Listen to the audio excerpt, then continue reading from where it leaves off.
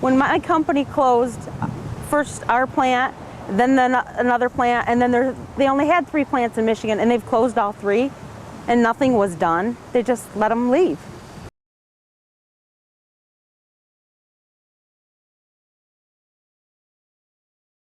I worked at a bank throughout college. You know, we think you get out of college, you get a degree, and there's employment. You know, got to pay off those student loans, and it just hasn't been that easy so far. Almost everyone that I know that graduated from Western with teaching degrees are now teaching in the state of Florida.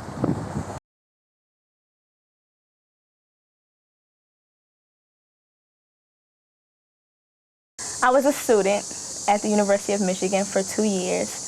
And then I had a financial hole, and so I had to go back to my hometown, which is Detroit, and try to find a job. And so I had a game plan saying that I was going to go back to Detroit and get a job within like 2 or 3 months, and then, you know, I'll be able to be set to go back to school like the next semester. But that didn't happen.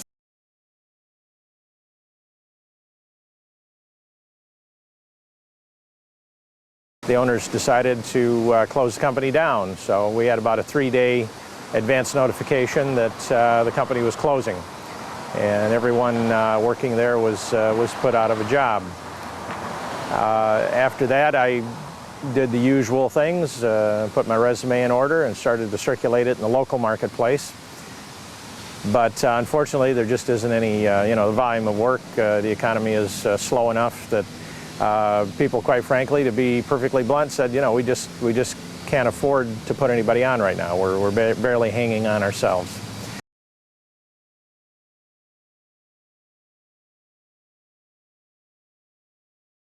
They're talking about possibly closing his factory, and he may have to leave. And he has 2 little kids, and I live in a town with 5 generations of my family, from my grandpa to my mom, to myself and my sisters, to my nieces and nephews, and I want to be there. I want all of us to be in one town and be a family, not all over the country.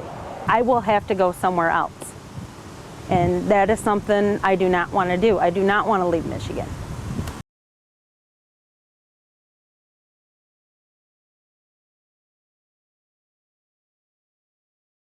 I do not have hope for the city because of the economic state that they're in right now. It's crazy, you know? It's not, if you don't have jobs in the city of Detroit, then it's not going to build up, you know, the city.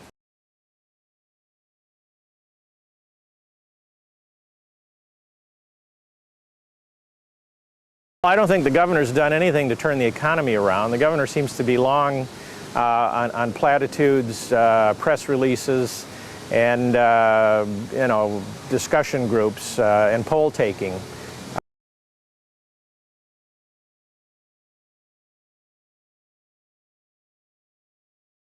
I see Michigan, if it continues on the path it's going, it's going to be in real trouble. It's just going to get worse and worse. Like I said, if you have all your, you know, these colleges, you know, tuition just keeps going up and up. You're not going to bring kids in to go to school here. And like I said, and then the ones you do get, and as soon as they graduate, they're heading out of state. So they're not putting the jobs, you know, we're not putting our degrees back to use here in the state of Michigan.